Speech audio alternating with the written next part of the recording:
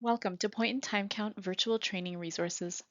This video will provide an overview of the Nationally Coordinated Point in Time Count core methodology and share updates to the methodology since the last cycle of coordinated counts.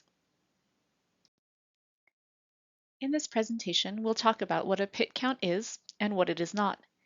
We will review what populations are included in each part of the count and what the timeframes are in 2024 for each element. We'll review the 4 core pieces of a PiT count and talk about how to structure your survey sampling. First, let's start with the basics. What is a PiT count?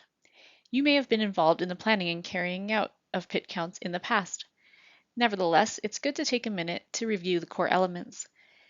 The nationally coordinated PiT counts are comprised of 2 key elements, the enumeration and the survey. The enumeration aims to measure how many people are experiencing homelessness in your community on a single night. The Survey on Homelessness is a set of standardized questions that are administered directly to individuals experiencing homelessness in your community, and they collect information on the demographics, backgrounds, and needs of those individuals. While PIT counts answer some important questions and fill data gaps, they don't represent the only data collected by communities to better understand homelessness and provide services to clients. Far from it. A PIT count does not include everyone who experiences homelessness over a month or a year or even a week in a community. A PIT count does not enumerate those experiencing hidden homelessness. It does not predict how long people will experience homelessness for. It does not show how people found housing or exited homelessness, nor what kind of programs can help clients achieve that. Shelter data, person-specific data, results reporting, community homelessness reports, and other data sources may do some of these things, but PIT counts do not. But let's turn our attention back to the elements of a PIT count. Here are the timeframes for the nationally coordinated counts in 2024. The enumeration refers to a single night and can be extended up to a 24-hour period. Some communities cover most unsheltered locations on the night of, but canvass encampments in the early morning following the night count. The key is this is a count of people experiencing homelessness on a single night, based on where they spent that night. As you know, many people flow in and out of homelessness every day, so it's important to use a clearly defined time period for this exercise. Every community must stick to this time frame each year so that results are comparable. Administrative data will be collected from sheltered locations for that one night. This single night will fall between October 1st and November 30th of this year. The administration of the survey, which was formerly done largely in the same 24-hour period as the enumeration, can now be administered for up to 1 month. This survey period would begin in the same October-November period as the enumeration. This might look like administering surveys in unsheltered areas and encampments within the 24-hour enumeration window, but spreading out administration of surveys in shelters for several weeks after the enumeration night. It could include administering surveys at magnet events or non-shelter service providers in the weeks following the enumeration. Who is included in a PIT count? The aim of the enumeration is to include everyone experiencing absolute homelessness or who is provisionally accommodated in your community on the night of the count. This includes those in unsheltered locations, sheltered locations, and transitional housing programs. Some communities also enumerate those in health and correctional systems with no fixed address. For the survey, the same 3 core location categories are included. Administering surveys to those experiencing hidden homelessness or in systems is optional, but encouraged. I will review this information in greater detail on the following slides. The sheltered enumeration includes the total number of people who spend the night of the count in emergency and extreme weather shelters, shelters for victims of domestic violence, and hotels or motels if those spaces are being provided through a voucher or arrangement with a homeless service provider.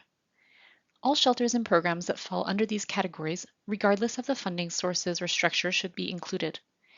This data is gathered through administrative data systems, such as a homeless management information system, where available. If the community entity does not have access to nightly stay data from any or all shelters in the community, this can be collected manually from each shelter, in an Excel or a similar spreadsheet. The provisionally accommodated portion of the sheltered enumeration refers to those who spend the night of the count in a transitional housing program. These programs provide a supportive living environment and are considered a step between emergency shelter and supportive or independent housing, and typically limit stays to a maximum of 1 year. This category can also include those who spend the night in a health or correctional facility but would otherwise be experiencing homelessness, meaning those whose release or discharge is imminent but don't have housing secured. This data can be collected at an administrative level from the health region, correctional system, police, and/or at the provincial level. In limited cases in some facilities, these data may be obtained by speaking directly to residents. The unsheltered enumeration includes individuals sleeping outdoors or places not fit for habitation, such as a vehicle or an abandoned building. Note that encampments, which are defined as outdoor locations with a group of tents, makeshift shelters, or other long-term outdoor settlement where 2 or more individuals are staying, are a distinct category within the unsheltered enumeration. The data for the unsheltered enumeration is collected by teams of staff and/or volunteers by canvassing either the entire community, block by block, only locations where people experiencing homelessness are expected to be found, also known as known locations, a statistical sample of all areas in a community, or a combination of these approaches. An important consideration for the unsheltered enumeration is whether to include observed homelessness. The gold standard is to administer screening questions to determine a person's housing status, rather than making assumptions. However, excluding everyone who cannot or does not answer the screening questions from your enumeration may lead to an undercount. While it is not mandatory to include observed homelessness in the unsheltered enumeration, it is strongly encouraged to include those who exhibit strong indicators of homelessness, such as sleeping outdoors with their belongings or pets, or in an encampment.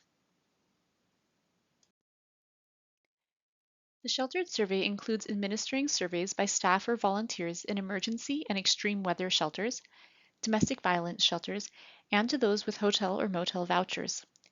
The month-long survey administration period is meant to reduce the acute strain of survey administration. Volunteers or staff can administer surveys every day for a month, once a week for 4 weeks, or any other arrangement within a 1-month period. Meeting with shelter administration staff and communicating how many surveys you hope to be completed at their facility and asking what their preference is for who will carry out those surveys will help you come to an agreement on the best setup for survey administration. The sheltered survey also includes those that are provisionally accommodated in transitional housing programs or health or correctional facilities. In addition to the methods used for survey administration in other shelters, survey may also be administered over the phone, as clients that are provisionally accommodated may be more easily reached by phone. The unsheltered survey includes the same locations as the unsheltered enumeration, and surveys are administered by the enumeration teams on the night of the count and/or can be administered by outreach teams or volunteers in encampments or other outdoor locations after the night of the enumeration. Surveys may also be administered to individuals at service locations, such as meal services, ID clinics, and others, or magnet events that are held within the 1-month survey period. Some communities have even administered surveys in health and correctional facilities and schools. Survey administration at these locations need to be coordinated with the administrators of each facility or event. The last topic that I want to talk about today is sampling strategy.